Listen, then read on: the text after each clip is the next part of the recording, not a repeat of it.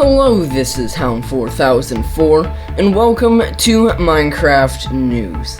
I will go over new revealed stuff and leaks from the Minecraft devs, and occasionally even bloopers that will lead to leaks, like in today's video. Everything I go over will be in the description below, in order if you want to check them out for yourselves. But for now, let's get into it. So starting off, here is an image of a Lush cave blooper by Agnes. So this shows a Lush cave that spawned on top of the desert surface. So this is kind of funny to see a lush desert. So we have your normal drip leaf plants and your water beds and your clay, and so it's kind of cool to see it more in light, what is all in the Lush caves. But when diving in deeper, there's a bit more to be found. So here is an image zoomed in the far back, and right here is an azalea tree. So they basically asked the question, and Agnes said yes. So this is a azalea tree way back there that was in the distant of the image. So then someone else zoomed into the more savanna area, and you can see in the middle here there is something red, very red and vibrant back there. We have not seen it anywhere else in the image, but yet there it is in between the two acacia trees. It's too blurry to really even tell if it's even something new, but it is very interesting. Like, it is not something that we have seen before.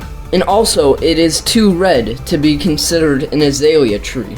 Now, if you were wondering why some of the blocks in the savanna biome were not replaced by some of these lush caveness, is because it only allows the clay and water to replace certain blocks. So like the sand in the desert was replaced by those blocks, but like the grass in the savanna was not. So that's kind of interesting the way they're having it spawn in. So King Bee Dogs put out there, skulk sensors are basically bluestone. But bluestone is probably not anything new that will be coming. It's probably more just meaning that, hey, you can use it as a different type of wire, like the wireless redstone, instead of laying out your redstone dust.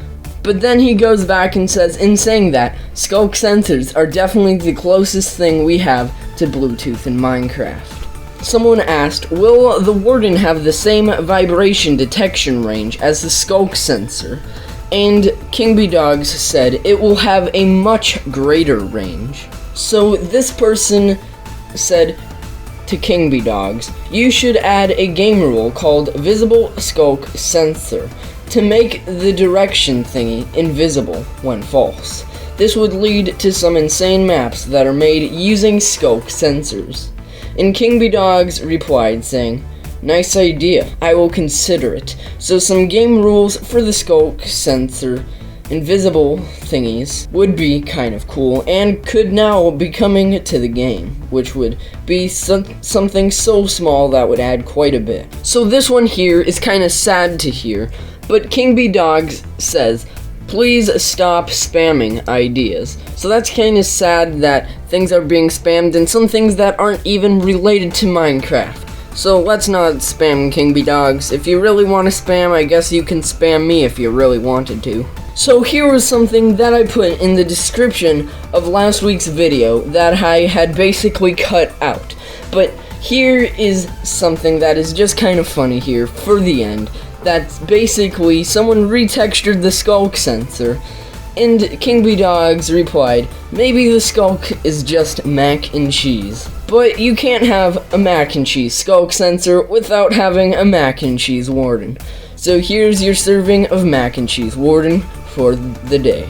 Well, that's everything for today. I hope this was helpful, and I hope you enjoyed. And for now, this is Hound4004 saying goodbye.